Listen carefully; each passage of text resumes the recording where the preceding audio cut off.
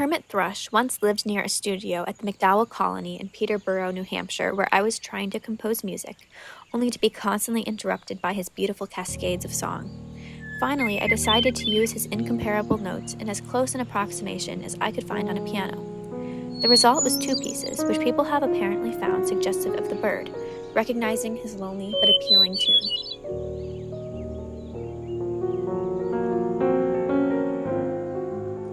In 1921, American composer Amy Beach spent the first of many summers at the McDowell Colony, an artist retreat in New Hampshire. For the next 2 decades, Beach sketched many of her works at this summer retreat and finished them throughout the year at home in Cape Cod or New York. Many of the pieces she began at McDowell were concerned with natural subjects, and 2 from that first summer became well-known piano works, Hermit Thrush at Eve and Hermit Thrush at Morn, both of which feature Beach's transcriptions of the eponymous bird's distinctive song. I would like to explore how Beach uses birdsong in these 2 works, and to place that use of birdsong in the context of Beach's lifelong interest in birds and the rapidly evolving transcription practices that were being used by bird enthusiasts at the time. Finally, I'll assess what we can extrapolate about Beach's transcription practices from contemporary research on hermit thrush songs. Let's begin by listening to the song of an actual hermit thrush.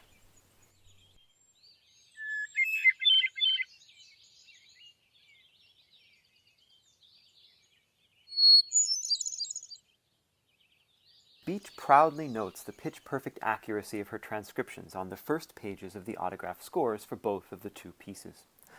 Each piece draws upon an overlapping library of transcribed birdsong fragments, which appear in the digital handout for this paper.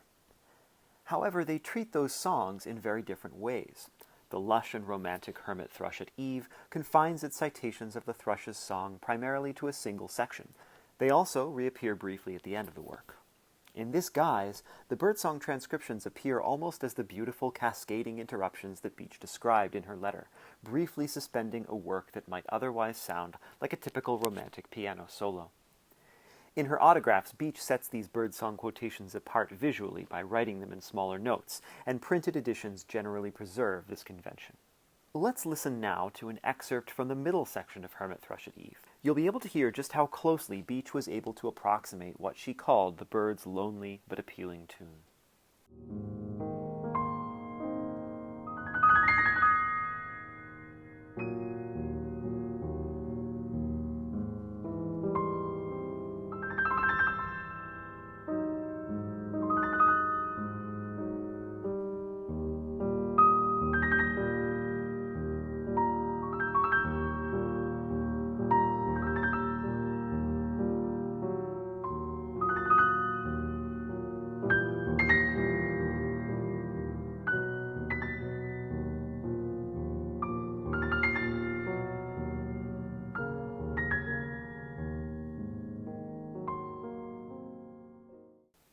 Hermit Thrush at Morn, the second piece in the set, takes a different approach, casting the birdsong front and center.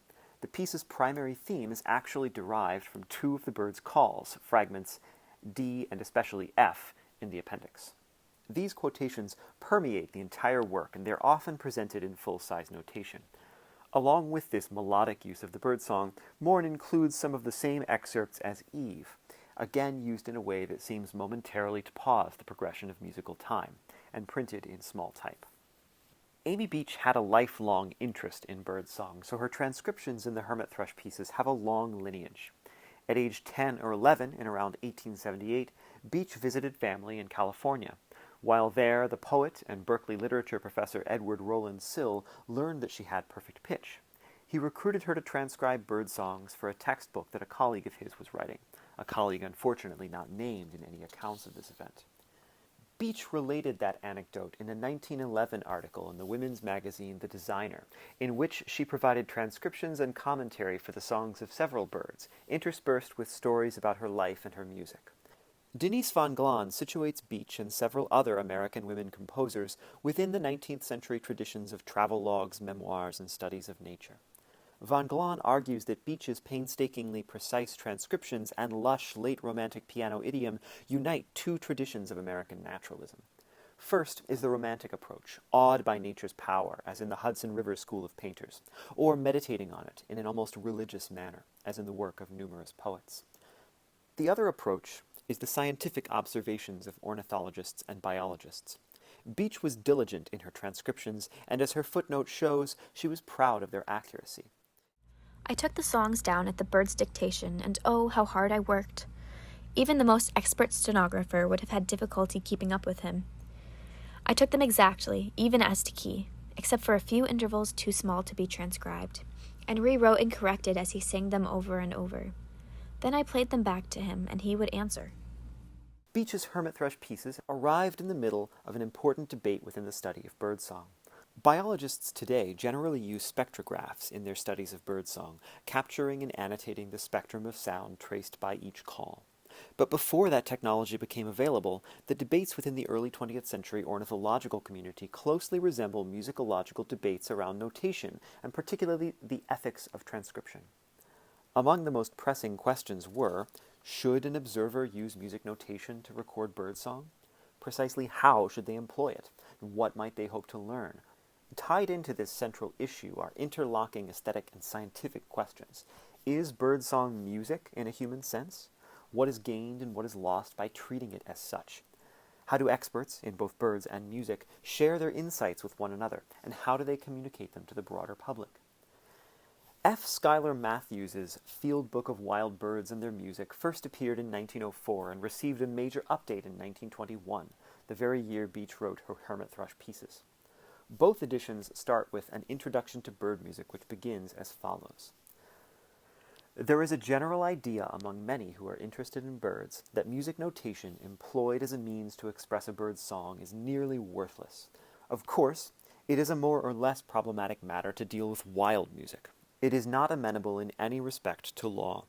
However, the question involved is not whether the bird's song is radically different from ours, we may admit that point, but whether it may be truthfully and logically recorded upon a musical staff. Matthews's text is thus full of detailed transcriptions, most of which seek to fit birdsong into harmonic and metric contexts. Unfortunately, I don't have much time to spend on his more provocative uses of notation, such as the piano accompaniments he sometimes offers, or his comparisons of various thrush songs to excerpts from Wagner and Strauss.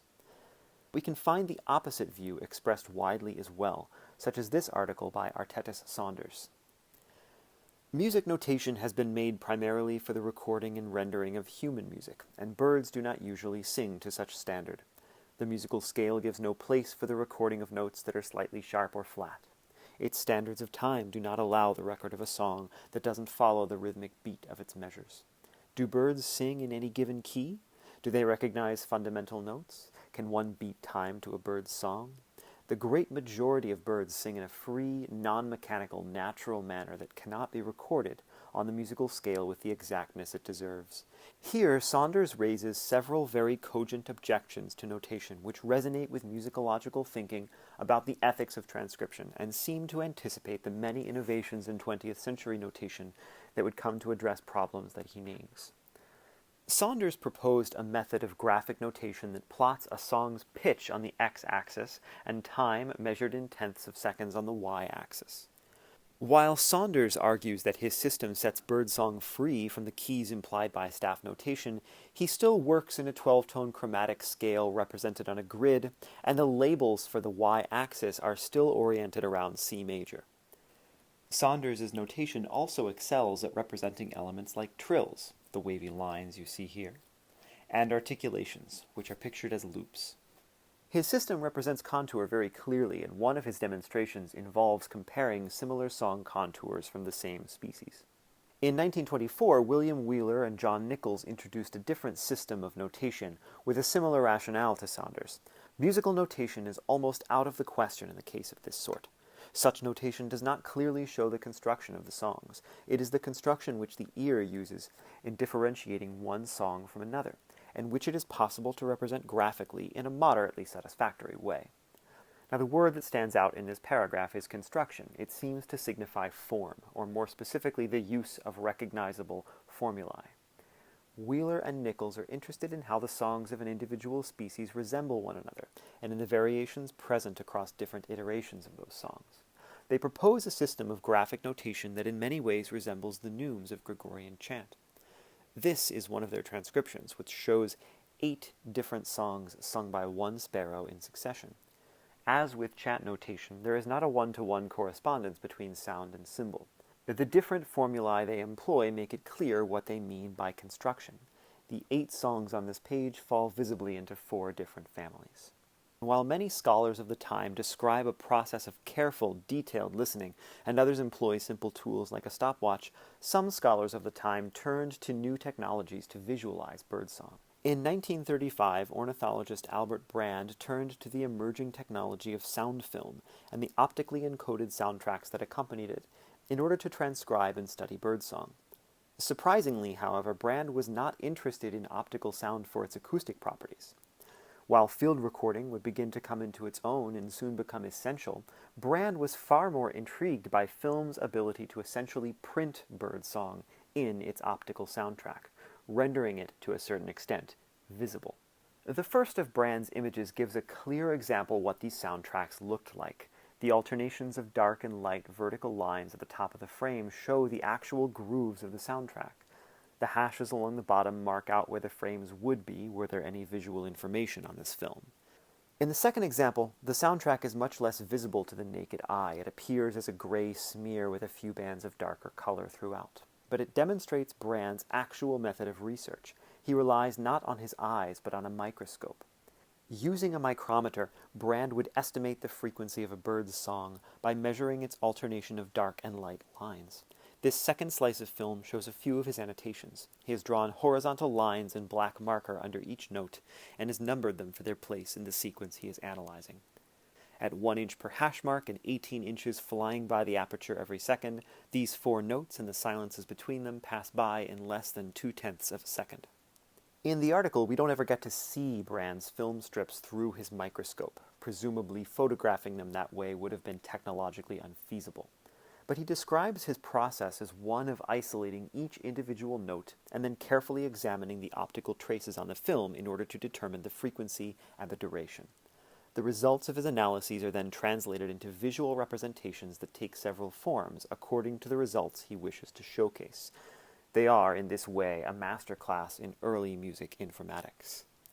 In his detailed diagram of a meadowlark song, he again includes reference frequencies. Here it is more obvious in the vertical space that the pitches being transcribed fall between these quantized notes.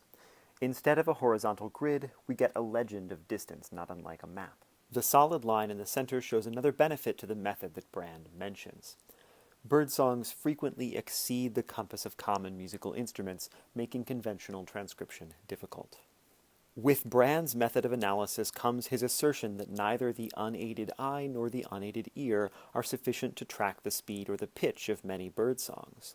Comparing his own microscopic transcriptions to those from several publications by Arteta Saunders, whose graph paper transcriptions we just heard about, Brand exults in the level of detail he can see in his microscope. Quote, "Our studies show that the individual notes in many birdsongs are far more numerous than have been supposed. 2 songs of the winter wren studied under the microscope show that an average of 16 distinct notes were produced each second. Compare this with Arteta Saunders' report in Birdsong. His song is 7.2 seconds long, practically the same length as my song number 1, but he counts only 5 distinct notes compared with the 113 shown on my film. It is not only the speed at which these birds modulate their tones that escapes human audition for Brand, but also the frequencies. He notes numerous pieces of evidence that certain notes in birdsong are beyond the range of human hearing, and argues that technological means can provide for a fuller and more accurate accounting of birdsong. Optical soundtracks, as a form of prosthesis, can render visible what people cannot hear. In this discussion, it is easy to detect echoes of the early experimental microphones that Carolyn Abate has written about. Such devices, named microphones by analogy to microscopes, sought to render audible the world's tiniest noises, which might otherwise remain inaudible to us. Abate tells of an 1878 demonstration at the Royal Society in London that transduced the seemingly silent footfalls of insects in a box into something that an observer could hear through a small earpiece. Trained squarely on the previously inaudible spectra of the natural world, this original sense of microphony as scientific exploration remained in full effect for Brand 50 years later, and is to some extent still a motivating factor in contemporary spectrographic analyses of birdsong. Having surveyed a few graphic approaches to birdsong, let's examine one more conventional transcription in detail, in particular one concerned with the hermit thrush itself. In 1913, Maryland ornithologist Henry Oldis described the hermit thrush's song as follows. The ordinary song of the hermit thrush is made of different phrases, each consisting of a sustained basal note followed by a run of higher, more rapid, and lighter notes, composing a broken chord whose fundamental tone is the preceding sustained note. The second part of the phrase, the running notes, suggests the thought that a material chord of glass has been shattered into fine bits, and the crystalline fragments come tinkling down through the leaves. In this song, the chord is an A dominant seventh. Oldis's description of a sustained basal note followed by a run of higher, more rapid, and lighter notes composing a broken chord closely resembles the hermit thrush songs we have heard thus far, and it certainly resembles the way Beach chose to notate those songs. Oldis, however, moves quickly from his transcriptions to an account of a thrush singing a recognizable harmonic progression, B minor, E minor, A7, D, to argue for a direct connection between hermit thrush song and human composition. Oldis writes, quote, "There is no escape from the conclusion that the evolution of bird music independently parallels the evolution of human music, and that such an evolution in each case is not fortuitous, but tends inevitably towards a fixed ideal." Here, then, the use of music notation privileges a single facet of music, harmony, and arrives uncritically at an anthropocentric conclusion, by which that facet reinforces the Western tonal system as natural and inevitable. Let us conclude by returning to the hermit thrush pieces anew. As noted, Beach writes at the bottom of each score that the bird calls are reproduced exactly at pitch down one octave. What we don't know, however, is how Beach went about her transcriptions. It seems likely that she would have used a notebook, or perhaps a sheaf of loose leaf laying around the cabin. But that source unfortunately seems to be lost. While Beach's archives at the University of New Hampshire are extensive, the early McDowell years fall into a 20-year gap, from 1914 to 34, for which no sketches are held. Therefore, we don't know whether Beach transcribed any other samples of birdsong that she didn't employ in these pieces. Presuming that Beach did keep a notebook of thrush songs, the question is then, what could we learn about the possible process of transcribing, curating, and using these birdsongs from the compositions themselves? Did she select from the songs she transcribed, or do the thrush songs in the two works represent the entire repertoire of her avian companion? Did she listen to one hermit thrush or several? All of the birdsong excerpts used in the hermit thrush pieces are shown here and listed in my digital handout. There are only 9 different birdsongs between the two works. I follow the conventions used by ornithologist Donald Kreutzma, who applies letters to the songs that he catalogs. Most of the songs that appear in these two pieces are used more than once, and a few of them appear numerous times. Many of the birdsongs appear in both pieces, almost always in their full form. In one case, birdsong E, the same song appears with very slight variations. As I noted earlier, Beach's archives contain no sketches or notebooks from her encounters with the hermit thrush. But in order to understand how she used the songs, we can revisit her fragments from a more contemporary ornithological perspective. Recent observational studies of hermit thrush songs by James Rivers and Donald Kreutzma have demonstrated that New England hermit thrushes have a repertoire of only 9 or 10 distinct songs at their command. The library of bird songs quoted by Beach fits precisely within this number, raising the likelihood that her transcriptions exhaust the bird's repertoire. The manner of their arrangement, particularly in Eve, is also suggestive of how hermit thrushes usually sing. Rivers and Kreutzma have found that they rotate through their repertoire of short songs, taking brief pauses in between and rarely repeating a call immediately. So in the absence of documentary evidence from Beach's knock loss, it may well be that the hermit thrush pieces themselves offer the complete record of Beach's single forest companion. Finally, what can we learn from comparing Beach's transcriptions to other 20th century accounts of birdsong? First of all, Beach demonstrates a scientific interest in accuracy. In comparison to Oldis's block chords, she represents contour and pattern carefully, while Oldis is interested almost entirely in a harmonic perspective on birdsong. Beach is, in a certain sense, more scientific than some of the scientists, in that her notation captures detail that can then be reconstructed by others, data that can be reproduced, as it were. Beach's sequential presentation of hermit thrush songs, particularly in the interlude to Eve, also represents one of the most important interests of the ornithologists of her time, studying variation among the songs of an individual bird. Wheeler and Nichols, for example, show us this with their page of transcriptions from a single sparrow, but their notation itself, like many of the graphic representations we've seen, is for specialists. To learn something about the bird song, one must have a good idea what a sparrow's song already sounds like. Beach, by contrast, reproduces what may well have been the entire song repertoire of her avian companion and presents the songs themselves back to back for her listener. The purely visual and abstract nature of many graphic representations also reveals a key difference in motivation between a scientific and artistic orientation towards song transcription and analysis. The graphic systems of Brand, Saunders, and Wheeler and Nichols facilitate the systematic study of musical behaviors rather than of the songs themselves. That is to say, early 20th century transcribers wanted to know about the repetition of various songs in a bird's repertoire, or the process by which characteristic gestures and formulae were concatenated into complete songs. They were in search of systematic operations, instinct, or characteristic musical tendencies with which they might categorize species or extrapolate other behaviors. For Oldis and Beach, the songs themselves are the focus.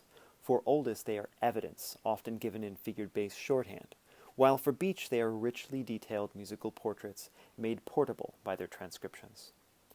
So while I do not wish to place Beach in opposition to her scientific contemporaries, or even with her musical precursors or followers, I hope that I have briefly shown how exceptionally detailed Beach's hermit thrush transcriptions are, and how understanding her compositional combination of documentary accuracy with artistic expression can best be understood by weaving together an interpretive context with evidence from influences and antecedents of both schools of thought.